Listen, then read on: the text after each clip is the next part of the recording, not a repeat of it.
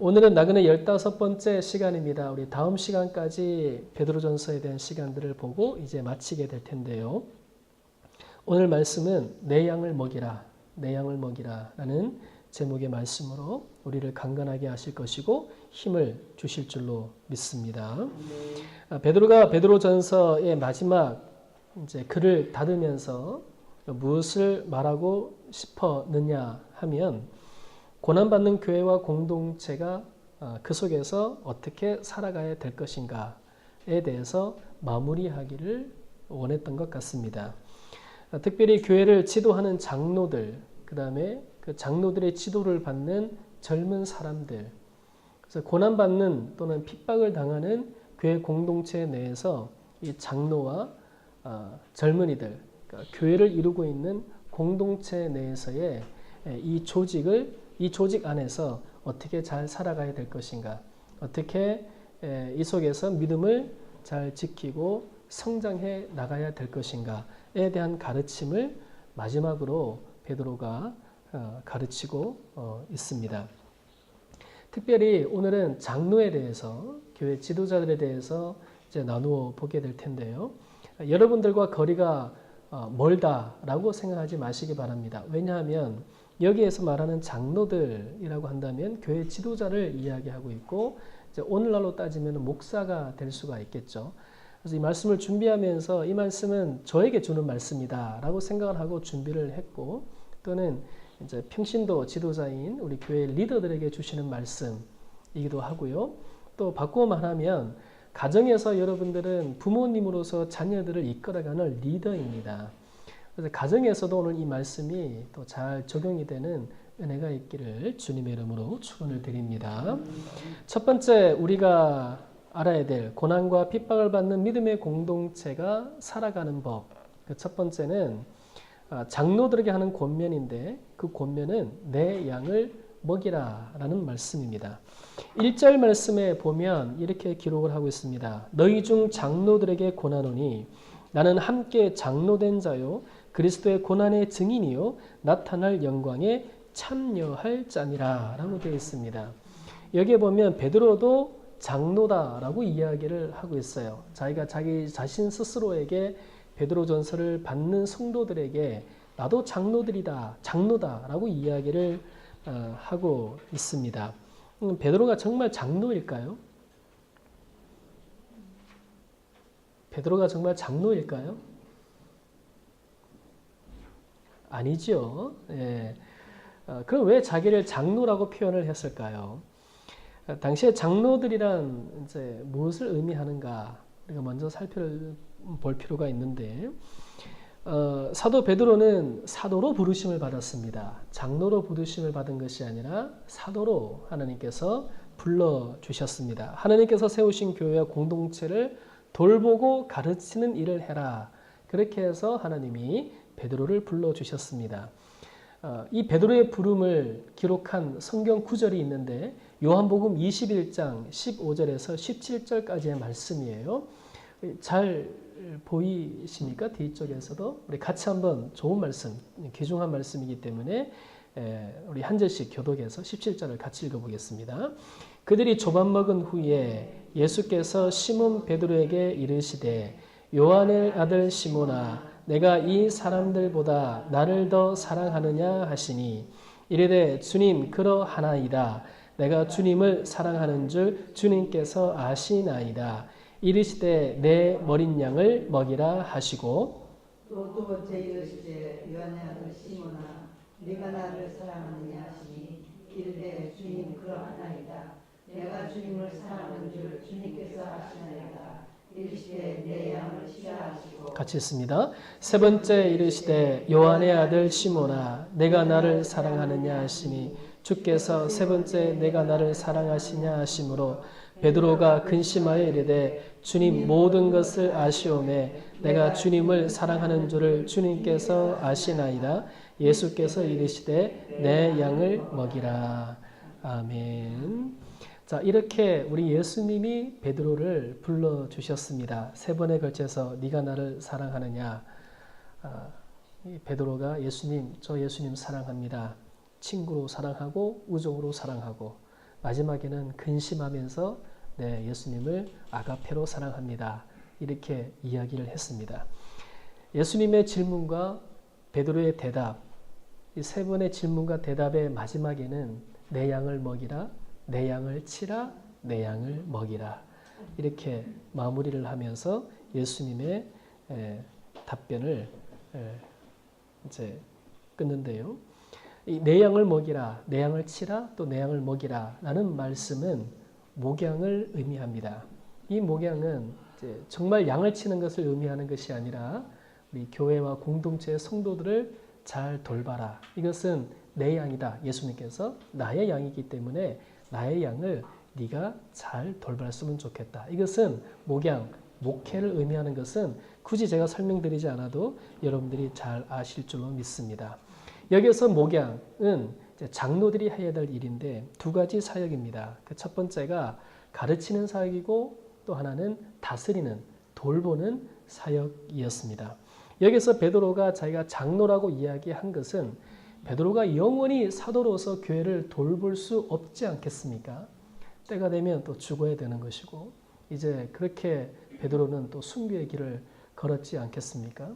죽고 난 다음에 교회를 돌볼 사람이 당연히 필요하겠지요.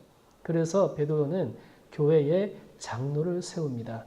믿음이 좋고 경건하고 말씀을 잘 따르는, 그래서 모든 사람들에게 신망을 받고 장로로 세웠을 때에 누구 하나 불평을 할 수 없는 그런 사람으로 베드로는 교회에 장로를 세우게 되고 베드로는 그 장로에게 두 가지 일을 하라 말합니다. 가르치는 것, 그 다음에 다스리는 것. 이것은 굳이 베드로가 세운 장로들뿐만이 아니라 바울이 세운 장로들도 마찬가지 이 일을 감당하게 되었습니다. 오늘 본문에서 베드로가 자신이 장로라고 이야기한 것은 목양을 하기 위해서 나를 부르신 것과 그다음에 너희들이 나를 대신해서 교회를 목양하는 것이 같은 의미다라고 이야기를 하고 있습니다. 사도로 부르심을 받았지만 또한 장로로서 장로의 직임을 가지고 있지 않지만 하는 일이 교회에서 하는 사역의 일이 내가 하는 사역이나 세운 장로들이 하는 사역이나 같기 때문에 그렇습니다. 그래서 베드로가 장로라서 그러는 것이 아니라 사도의 일과 교회에 다스리는 장로의 일이 같은 맥락에 있기 때문에 같은 사역을 하고 있기 때문에 나도 장로고 너희들도 장로다.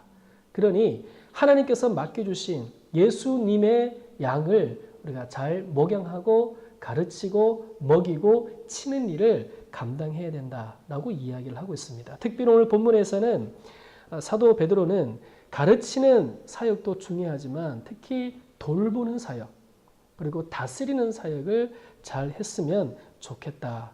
이렇게 이야기를 하고 있습니다. 바울도 역시 이제 장로들에 대해서 이야기를 하고 있는데 사도행전 14장 23절 말씀에 보면 각 교회에서 장로들을 택하여 금식 기도하며 그들이 믿는 주께 그들을 위탁하고 라고 되어 있고요. 디모데전서 5장 17절 말씀에는 잘 다스리는 장로들은 배나 존경할 자로 알되 말씀과 가르침에 수고하는 이들에게는 더욱 그리할 것이니라 라고 되어 있어요. 자, 이렇게 바울도 또는 베드로도 장로라고 하는 교회에 세운 그 직분자들을 굉장히 귀하게 여겼고 그들은 이렇게 세워진 초대교회를 잘 가르치고 다스리는 사역을 감당해야만 했습니다. 오늘 본문에서 베드로가 강조하고 있는 장로의 사역은 바로 다스리는 사역입니다. 성도들을 돌보고 그 다음에 젊은이들을 주의 말씀의 길로 온전히 이끌기 위해 세운 장로들에게 하는 말씀이었다는 것입니다. 자, 그러면 오늘날로 말하면은 이 장로들은 누구일까? 라고 한다면 바로 목회자입니다. 그리고 평신도 사역자들이라고 말씀을 드릴 수가 있습니다. 오늘 우리 오아시스 교회를 예를 든다면 목회자는 당연히 제가 될 수가 있겠고요. 그 다음에 평신도 사역자로서 지도력을 가지고 있는 분들은 남성 모임, 여성 모임, 중보기도, 그 다음에 교사, 선생님들 이런 분들이 될 수가 있겠죠. 이런 분들이 가져야 될 마음의 자세, 또 하나님께서 세우신 여러분들의 하나님의 계획대로 세우심을 받은 분들이다라는 것입니다. 이것은 제가 여러분들을 목양하는 것과 또 여러분들이 속해 있는 회원들을 목양하는 것이 일맥상통한 하나님의 뜻을 같이 이루는 귀한 사역을 하고 있다. 이렇게 여러분들이 이해하시면 될 것 같습니다. 자, 그렇다면 당시에는 이 장로라는 직분을 세울 때에 신학교를 세워서 공부를 하고 일정 기간 목회에 대한 경험을 하고 그 다음에 목사 안수를 주는 오늘날의 제도가 없었지 않겠습니까? 당시의 초대교회는 은혜가 넘치고 성령의 충만함이 넘쳤기 때문에 그리고 그때그때마다 사도들의 성령의 감동에 의해서 세울 만한 자들을 세우는 이제 그렇게 세워서 교회를 다스리고 치리하게 만든 것이 장로의 직분이기 때문에 오늘날 장로님들이 이렇게 그러니까 목사님처럼 목회하는 것은 맞지 않다라고 생각이 들어요. 목사님처럼 축도 기도를 한다거나 아니면 이렇게 강단에 서서 말씀을 전한다거나 이러는 것은 아마 맞지 않다. 그리고 오늘날에는 이 목사님들이 일정 기간 공부를 하고 그 다음에 경험을 쌓고 그 다음에 목사 안수를 받아서 그러니까 정당한 총회에서 주는 목사 안수를 받아서 목회를 하는 그리고 그 장로님들은 평신도 사역자로서의 하나님을 하는 것이 오늘날 제도에 가장 적합하고 맞다라고 보시면 되겠습니다. 자, 그래서 오늘 교회는 장로님이 없기 때문에 저와 평신도 사역을 하고 있는 남성 모임의 리더, 그 다음에 여성 모임의 리더, 중보기도, 그 다음에 교사 선생님들 이런 분들이 이제 저와 연합해서 이제 하나님의 사역을 하나님의 일을 감당을 하게 되는 것입니다. 청년부도 마찬가지겠지요. 자, 그러면 이들이 교회를 다스리는 방식은 어떠해야 되는가? 이것이 중요하지 않겠습니까? 교회를 어떻게 또는 목양을 어떻게 내 양을 어떻게 먹이고 내 양을 어떻게 칠 것인가? 이것이 중요하지 않겠습니까? 자, 이 장로들이 교회를 다스리는 방식은 세 가지가 있는데 첫 번째는 사랑이 근본이 되는 자원하는 마음이다 라는 겁니다. 2절 말씀에 보면 너희 중에 있는 하나님의 양 무리를 치되 억지로 하지 말고 하나님의 뜻을 따라 자원함으로 하며 라고 되어 있습니다. 자원하는 마음으로 양 무리를 치라 라고 이야기를 하고 있습니다. 누가 했듯이 사도 베드로가 그렇게 했듯이 세운 장로들은 본을 받아서 베드로처럼 그리고 예수님처럼 하나님의 뜻에 따라서 자원하는 마음으로 이 일을 감당하는 것입니다. 용서받은 자 용서할 줄 알겠죠? 사랑받은 사람은 사랑할 줄 압니다. 그리고 은혜 받은 자는 은혜 갚을 줄 압니다. 이게 자원하는 마음이다 라는 것이죠. 우리는 하나님께서 주신 은혜를 감사함으로 받은 자들입니다. 그리고 용서받았고 지금도 우리가 하나님의 사랑을 받고 있는 자들입니다. 이제 그 사랑을 우리가 돌려줄 때가 되었습니다. 평신도 사역을 감당하면서 그렇게 받은 사랑 감사해서 사랑 나누는 자가 되어야 된다는 것입니다. 하나님의 사랑을 깊이 깨닫는 것만큼 비례적으로 하나님께 자원하는 마음으로 나설 수가 있게 된다는 것입니다. 다시 말하면 하나님의 사랑을 알기 때문에 자원하는 마음으로 내 스스로가 하나님께 나아갈 수 있다라는 것이죠. 특별히 인간에게는 자유의지를 주셨기 때문에 하나님의 은혜를 깊이 깨닫는 자, 그 깊이 깨닫는 하나님의 은혜를 받은 자가 그 은혜를 돌려드리기 위해서 그 사랑을 보답하기 위해서 자원하여 행동하는 것이 바로 장로의 일 중에 그 방식 중에 하나가 되어야 된다는 것이죠. 성도들에게 있어서도 개인의 믿음을 위해서도 우리는 자원하며 하나님께 나아가는 자가 되어야 될 줄로 믿습니다. 모세가 하나님의 명령대로 성막을 짓고자 할 때 이스라엘 백성들이 자원하는 마음으로 시간도 물질도 노동의 육신의 수고도 아끼지 않고 드렸습니다. 은혜에 감사했죠. 회개도 마찬가지입니다. 심판이 무섭고 두려워서 우리가 억지로 회개하는 것도 중요하지만 그것보다 하나님과 우리의 관계가 회복되기를 간절히 바라는 마음으로 회개하는 자원하는 심령이 중요합니다. 그래서 다윗이 죄를 짓고 자신의 죄를 깨닫고 난 다음에 하나님께 드린 시편 51편 12절 말씀에 보면 주의 구원의 즐거움을 내게 회복시키시고 자원하는 심령을 주사 나를 붙드소서라고 되어 있습니다. 그래서 그렇게 하나님이 무서워서 회개하는 마음이 아니라 하나님과 나와의 죄 때문에 끊어진 관계가 너무나 가슴 아프고 안타깝고 하나님께 큰 상처를 드린 것 같아서 너무나 죄송해서 그 사랑을 회복하기 위해서 자원하는 마음으로, 그러니까 무서우면 억지로 하게 되잖아요. 그러나 사랑하는 마음이 있으면 정말 진실된 회개를 통해서 하나님께 나아가서 예배드릴 수가, 회개할 수가 있다라는 것입니다. 그래서 우리 목회자도 마찬가지, 평신도 사역자들도 마찬가지, 사랑이 근본이 되는 자원하는 마음으로 하나님께 나아가서 드릴 때 그것이 그대로 성도들에게 증거되어지고 전해지게 되고 그것이 든든한 사랑의 울타리가 되어서 쉬 흔들리지 않는 공동체가 된다는 것입니다. 부디 우리가 하나님께 자원하는 마음으로 꼭 나가시기 바랍니다. 기복신앙이 무엇일까요? 기복신앙이라고 하는 것은 자원하는 마음이 아니죠. 기복신앙이라고 하는 것은 내가 하나님께 일을 드리면 열을 주신다 라는 마음으로 나아가는 것이 이건 기복신앙입니다. 그냥 일을 드려서 무언가 받기를 바라는 것은 기복신앙이라 말씀을 드릴 수가 있죠. 그래서 오래전에 목회하셨던 분들 또는 부흥 강사님들은 꼭 그렇게 얘기를 했습니다. 뭘 바쳐라. 그래야 하나님이 더 축복 주신다.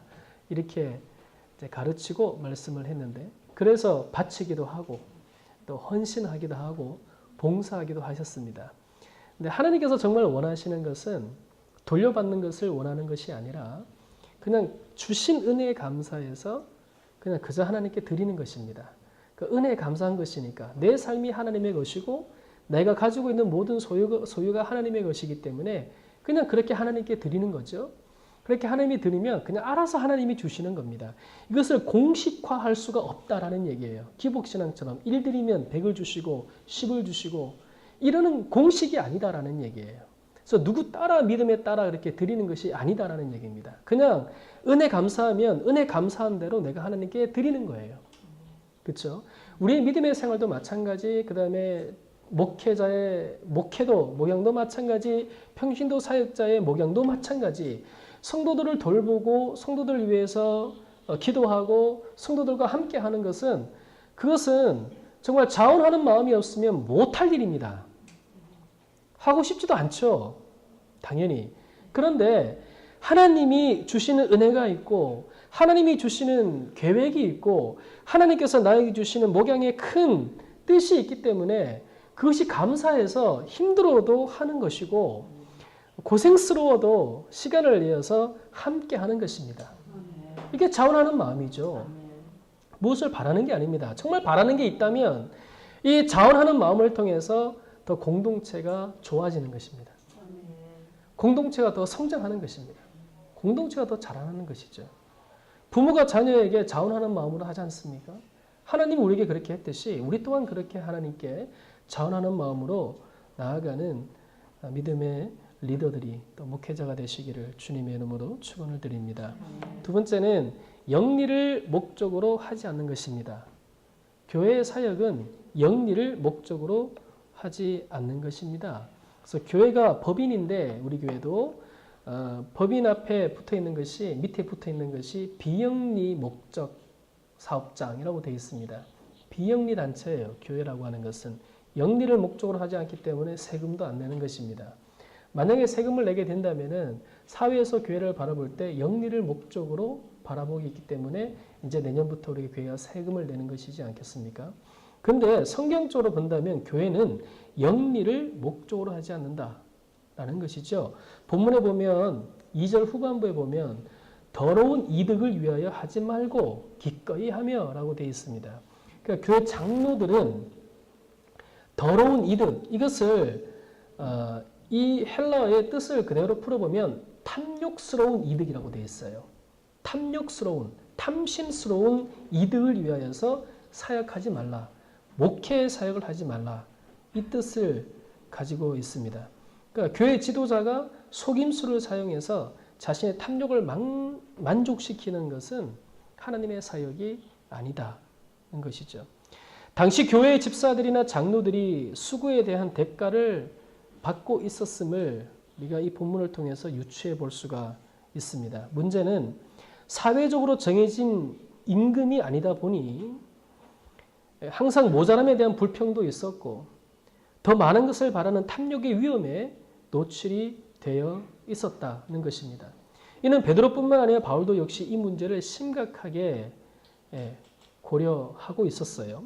그래서 디모데전서 3장 8절 말씀에 보면 이와 같이 집사들도 정중하고 일구이연을 하지 아니하고 술에 임박이지 아니하고 더러운 일을 탐하지 아니하고 역시 집사도 평신도 사역자로서 귀한 일을 감당하고 있지 않습니까? 그렇게 교회를 할 때 더러운 일을 탐하지 아니하고 그러니까 더러운 이득을 탐하지 말라 이렇게 이야기를 하고 있어요. 디도 1장 7절 말씀에 보면 감독은 하나님의 청지기로서 책망할 것이 없고 제 고집대로 하지 아니하며 급히 분내지 아니하며 술을 즐기지 아니하며 구타하지 아니하며 더러운 이득을 탐하지 아니하며 라고 되어 있습니다. 그래서 교회 지도자들은 탐욕스러운 이득을 추구해서는 절대 안 된다. 절대 안 된다라는 겁니다. 그러니까 이 하나님의 일이라는 것이 영리를 위해서 돈을 많이 벌기 위한 기업들의 세상 기업들의 일처럼 꾸려져서는 절대 안 된다라는 것을 아주 깊이 가르치고 권면하고 있습니다. 그렇다고 해서 공정한 대우를 하지 않는 것은 또 하나님께서 원하는 것이 아니지요. 하나님의 사역을 하는 사람들에게 더러운 이득을 탐하지 말라고 했지 공정한 이득을 주지 말라라고 말씀하지 않으셨습니다. 마태복음 10장 10절 말씀에 보면 여행을 위하여 배낭이나 두벌 옷이나 신이나 지팡이를 가지지 말라. 이는 일꾼이 자기의 먹을 것 받는 것이 마땅함이니라 라고 되어 있습니다. 예수님이 12제자를 보내실 때 이스라엘과 유대인들에게 보내실 때 이렇게 말씀합니다. 너희들이 미리 준비해 가지 마라. 미리 준비해 가면 너희들에게 살해하지 않는다. 그러니 가서 너희들이 하나님의 일을 하면 하나님께서 너희들이 그 방문한 가정을 통하여서 너희들에게 살해를 할 것이다. 이렇게 말씀을 하신 거예요.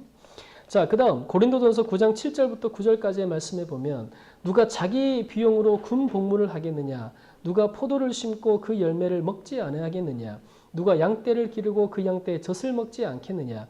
내가 사람의 예대로 이것을 말하느냐? 율법도 이것을 말하지 아니하느냐? 모세의 율법에 곡식을 밟아 떠는 소에게 망을 씌우지 말라 기록하였으니 하나님께서 어찌 소들을 위하여 염려하심이냐라고 되어 있습니다. 그러니까 열심히 일한 수고의 대가를 당연히 받는 것은 정당하다라고 이야기를 하고 있습니다.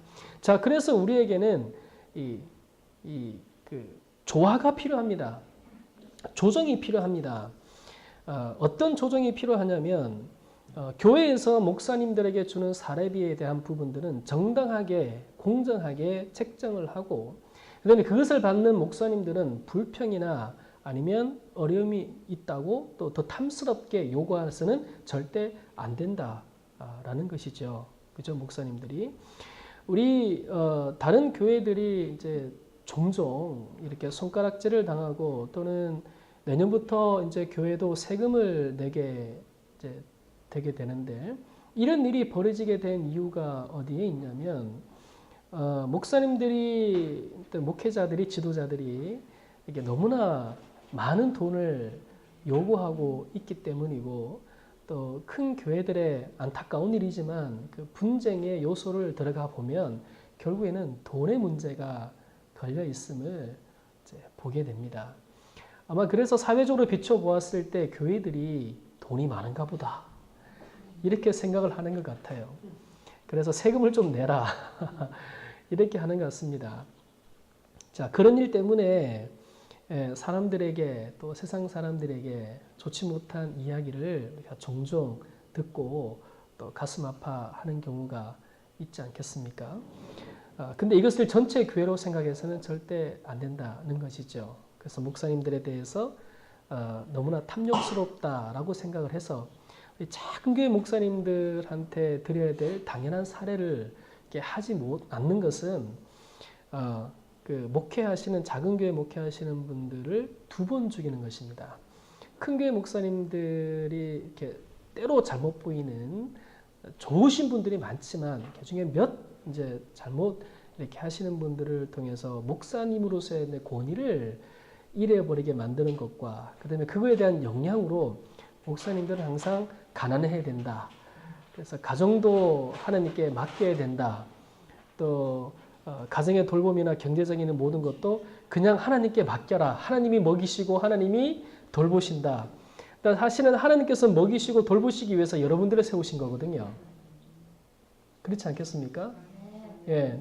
그걸 하지 않고 하나님이 하시겠다. 이렇게 그냥 말로 하고 놔두면 당연히 작은교회 목사님은 생활이 어렵기 때문에 그걸 가지려고 하지 않겠습니까? 더 많이 가지려고 하지 않겠습니까? 더 챙기려고 하지 않겠습니까? 그러다 보면 성도들과의 좋지 못한 부분들까지도 문제가 돼서 어려운 부분에 빠질 수가 있다라는 얘기죠. 그래서 이런 부분들에 대한 이제 우리 목회자의 부분이 잘 조정이 되고 조절이 되어야 되는데 하나님께서 그 부분에 대해서 말씀을 이렇게 하십니다. 영리로 목적을 하지 않고 교회를 잘 다스리기 위해서는 이렇게 디모데전서 6장 6절부터 이제 10절까지의 말씀을 이렇게 합니다. 그러나 자족하는 마음이 있으면 경건은 큰 이익이 되느니라. 우리가 세상에서 아무것도 가지고 온 것이 없음에 또한 아무것도 가지고 가지 못하리니 우리가 먹을 것과 입을 것이 있은즉 족한 줄로 알 것이니라. 부하려 하는 자들은 시험과 올무와 여러 가지 어리석고 해로운 욕심에 떨어지나니 곧 사람으로 파멸과 멸망에 빠지게 하는 것이라. 돈을 사랑함이 일만하게 뿌리가 되나니 이것을 탐내는 자들은 미혹을 받아 믿음에서 떠나 많은 근심으로서 자기를 찔렀도다 라고 되어 있습니다. 우리 목요 기도회 때 나누었던 말씀인데요. 먼저 목회자도 그 다음에 성도들의 개인의 삶도 마찬가지 자족하는 마음이 있으면 경건에 큰 이익이 된다라는 얘기예요. 자기 스스로가 공정한 대우를 받고 그 공정한 대우 안에서 마음에 자족하는 마음, 바꿔 말하면 탐스러운 마음이 없을 때, 더라는 마음이 없을 때, 그때 그 자족하는 마음이 있을 때 경건에, 믿음의 경건에 세상으로 빠지지 않는 거룩함에 대한 구별이 될 수 있는 이익을 얻게 된다. 큰 이익을 얻게 된다는 것입니다.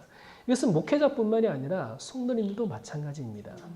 우리가 지금 현 시점에서 자족하는 마음을 배워야 됩니다. 그래서 현실 속에 그냥 그대로 머물러 있어야 된다는 뜻이 아니라 도전할 땐 도전해야 되겠죠. 그러니까 돈을 벌기 위한 도전이 아님을 우리가 알고 있지 않습니까? 더 큰 목적을, 또 하나님의 더 큰 일을 위해서 좀 이렇게 도전적으로 무언가 도전하고 할 필요는 있습니다만은 욕심을 위해서 하는 일은 절대 될 수가 안 된다라는 것이죠. 그래서 어쨌든 지금 현재 우리는 자족하는 마음을 먼저 배워야 됩니다. 자족하는 마음. 이런 자족하는 마음이 없으면 만약에 탐스러운 마음이 있다면 오늘 10절에 나와 있는 말씀처럼 근심으로 자기를 찌르게 된다라는 얘기입니다. 있어도 있는 것에 감사하지 않기 때문에 오히려 더 가지기 위한 근심이 계속 꼬리에 꼬리를 문다라는 얘기죠. 그렇죠. 이것은 적게 가지나 많이 가지나 할 것 없이 오히려 많이 가지고 있는 분들이 더 근심에 쌓이는 모습들을 우리가 종종 보지 않겠습니까? 자족하는 목회자 또는 자족하는 성도들이 그리고 공정한 대우를 받고 있다라고 하는 자존감이 있을 때 그럴 때 우리 목회 사역은 건강하게 잘 이루어지게 될 줄로 믿습니다. 그래서 여러분들이 저를 위해서 기도해 주실 때는 바로 이런 기도가 필요합니다. 저를 위해서 기도하실 때 이런 자족한 마음이 있기를, 그리고 목회자로서 경건하게 탐스럽지 않게 이 일을 감당할 수 있기를 여러분들이 저를 위해서 기도해 주셔야 됩니다. 일단 우리 성도님들, 평신도 선교 사역자들도 마찬가지 이런 마음으로 우리가 하나님께 자족하는 마음으로 주의를 감당하시기를 주님의 이름으로 축원을 드립니다. 세 번째는 본이 되라 했습니다. 장로들이 교회를 다스리는 방식 세 번째는 본이 되는 것입니다. 베드로전서 5장 3절 말씀, 맡은 자들에게 추정하는 자세를 하지 말고 양 무리의 본이 되라 라고 말씀을 하고 있습니다. 여러분, 베드로는 누구의 제자인가요? 네, 예수님의 제자입니다. 예수님은 베드로에게 스승으로서 제자인 베드로를 잘 양육하셨습니다. 그 양육의 가장 기본이 되는 중요한 교육 방법 중에 하나가 예수님이 몸소 본을 보여주시는 것이고 그것을 본 제자들이 그대로 따라가는 것입니다. 예수님께서는 베드로를 포함한 12 제자들에게 많은 본을 보여주셨습니다. 악한 영들을 제압하는 본을 보여주셨고 성령의 충만함의 능력이 어떠한지를 성령 세례를 통하여서 보여주셨습니다. 기도는 어떻게 해야 하는지에 대해서도 좋은 예를 주기도문을 가르쳐 주셨고요. 사람들을 차별 없이 대하는 법도 보여주셨습니다. 가늠하다 현장에 잡힌 여인들, 어린아이를 대하시는 예수님의 넓은 마음들, 사회 제도 안에서 그리스도인들의 자세가 어떠하여야 되는지도 예수님께서 보여주셨습니다. 그리고 예수님께서 가장 중요하게 보여주신 본이 되는 삶은 바로 섬기는 삶이었습니다. 그래서 이 땅에 오신 것도 역시 예수님은 섬기기 위해서, 죄인된 사람들을 구원하기 위해서 이 땅에 오신 것 자체가 섬김의 오심이었습니다. 하늘나라의 그 영광스러운 보좌를 버리시고 스스로 자기를 낮추시는, 자기를 비우시는 자기 비하의 모습으로 이 땅에 오셔서 낮은 자의 모습으로, 인간의 모습으로, 연약한 사람의 모습으로 오셔서 우리를 위해서 죽으시고 새로운 생명을 주셨습니다. 그 삶 자체가 섬기는 삶이었습니다. 특히 예수님께서 제자들을 양육하실 때 마지막 성만찬을 앞두시고 허리에 수건을 동이시고 제자들의 발을 씻기신 것은 예수님의 섬김에 또는 겸손에 아주 강력한 임팩트를 주는 섬김의 삶의 모습이었습니다. 아마 제가 볼 때는 그때까지만 해도 제자들이 그 섬김을 그냥 황송하게만 여겼지 따라해야 될 일이다라고 느끼지 않았을 거예요. 이 본이 참 많은 시간이 흘렀습니다. 그렇게 자기도 예수님처럼 본이 되는 삶을, 섬기는 삶을 살아야 되겠다 해서 그 삶을 시작한 것은 아마 시간이 상당히 흘러서 되지 않았을까. 그러니까 처음에는 예수님이 허리를 숙이시고 수건을 두르시고 제자들의 더러운 발을 닦여 주실 때 제자들은 그냥 황송하겠죠. 그냥 미안한 마음, 죄송한 마음, 황송한 마음, 부끄러운 마음으로 가지고 있었지만 예수님께서는 가지고 계셨던 마음은 이것을 그대로 따라했으면 좋겠다라는 마음이었습니다. 그래서 예수님께 황송한 마음, 미안한 마음, 그것을 대갚아드리는 제자들의 행동은 무엇이냐면 똑같이 하는 겁니다. 똑같이 하는 겁니다. 섬기는 거죠. 따라하는 거죠. 누구를? 예수님을 따라하는 것입니다. 근데 예수님을 따라해야 되는데 이 섬김을 따라하지 않고 예수님의 보여주신 어떤 권위적인 모습만 따라하려고 하면 문제가 됩니다. 이렇게 그러니까 예수님이 보여주신 권위적인 모습보다도 그 삶 자체가 섬김의 모습인데 예수님처럼 이렇게 좀 제왕적인, 그러니까 잘못 이해하고 있는 게 예수님이 그러신다는 것이 아니라 뭐든지 할 수 있다. 그렇죠. 예, 그러니까 뭐 이렇게 귀신을 쫓아낸다든지 아니면 이런 축사를 한다든지 이렇게 했을 때 어떤 너무나 권위적인, 너무나 제왕적인 이런 모습들을 가지고 행하는 지도자는 진정한 섬김의 모습이 아닙니다. 정말 발밑에 들어가야 돼요. 정말 허리를 숙여야만 되고 진짜 겸손의 마음으로 그렇게 섬겨야지만이 예수님의 제자가 될 수 있습니다. 자, 그래서 우리는 이런 마음으로 우리가 이렇게 살아야 됩니다. 자, 때로 여러분들에게 제가 섬김의 모습을 이렇게 보여드릴 때 그것을 통해서 미안한 마음, 그러니까 이렇게 좀 죄송한 마음을 여러분들이 가질 수도 있습니다. 그런데 그 마음 넘어서 나도 그렇게 해야 되겠다라는 마음을 가지셔야 될 것 같아요. 그래야 예수님이 베드로가 성도들에게, 그 많은 성도들 중에 제가 여러분들에게, 또 여러분들이 여러분들의 회원들에게, 또 여러분들이 여러분들의 가정에서 그렇게 그 일을 감당하시면 되는 것입니다. 예를 들면 제가 시간을 내어서 여러분들과 함께 테니스 운동을 하면서 또 기도도 하고 또 이 제자도의 길을 같이 걸어가려는 시간을 할 때 목사님 시간도 없으신데 이런 거 안 하셔도 된다고 그런 말 하시면 제 제자도를 막는 거예요. 그죠? 제가 제 시간을 뺏는다고 해서 미안해서 하시는 말씀 같은데 사실은 그런 마음보다도 그렇게 하니 이렇게 시간을 내서 헌신하고 제자도의 길을 걸어가는 헌신의 모습을 보여주시니 나도 내 아내를 위해서, 내 남편을 위해서, 내 자녀를 위해서 그렇게 시간을 내는 겁니다. 제자도의 길을 걸어가는 거예요. 예, 본을 받는 거예요. 그게 같이 목회, 우리 교회가 추구하는 목회의 길을 걸어가는 것입니다. 제가 여러분들에게 한 달에 한 번씩 저도 또 집사람도 이렇게 맛있는 식사를 만드는 것은 정말 자원하는 마음으로 하는 것이거든요. 여러분들 정말 사랑해서. 그죠? 그래서 그 사랑하는 마음이 담아서 우리가 애찬을 준비하고 해서 여러분들이 잘 드셔주면 너무나 감사해요. 때론 여러분들이 미안한 마음도 드실 수가 있겠죠. 근데 제가 바라는 것은 이제 여러분들이 반찬을 한 가지씩 해오실 텐데 이제 그걸 잘 이 마음을 본받아서 그렇게 했으면 좋겠습니다. 제가 여러분들에게 인상을 딱 쓰고 저도 하는데 여러분들도 반찬 한 가지씩 해오세요. 이러면 이게 권위죠. 이건 제왕적인 거죠. 목사도 하는데 사모도 하는데 그렇게 하십시오 여러분. 이러면 안 되죠. 이러면 예수님이 그렇게 가르치신 게 아니라는 말이에요. 그렇죠? 네. 그런 거죠. 네, 그런 거죠. 그러니까 그래서 우리가 애찬을 이제 이번 달부터 준비를 하고 다시 이제 제자로 돌아갈 텐데 모두가 다 동참을 해 주셨으면 좋겠습니다. 예, 뭐 진짜 김 하다못해 김을 그러다 다 김을 사오시면 안 되겠지만 그렇게 우리가 자원하는 마음으로 이렇게 잘 했으면 좋겠고 제가 시간을 내어서 이렇게 또 산행을 같이 가는 이유도 저도 힘들지 않겠습니까? 주일날 이렇게 하루 종일 서서 예배를 인도하고 힘들어도 여러분들과 함께 하는 것은 여러분들에게 이 운동이나 건강이나 산행이 얼마나 중요한지를 보여드리기 위해서 하는 겁니다. 그래서 같이 가서 건강을 위해서 다시 한번 우리가 느끼고 힘을 내어서 또 힘을 쏟아서 같이 또 일을 하는 것입니다. 그러니까 같이 그렇게 본을 받아서 같이 하면 되는 것이죠. 그렇죠? 저도 부족합니다. 저도 힘들죠. 여기서 본을 받아라라는 것이 또 중요한 의미 중에 하나가 있는데 예수님은 죄가 없으시기 때문에 실수가 없으세요. 그런데 베드로도 실수하죠. 사람이기 때문에 또한 저도 실수를 합니다. 근데 그 실수도 좋은 예가 되었으면 좋겠습니다.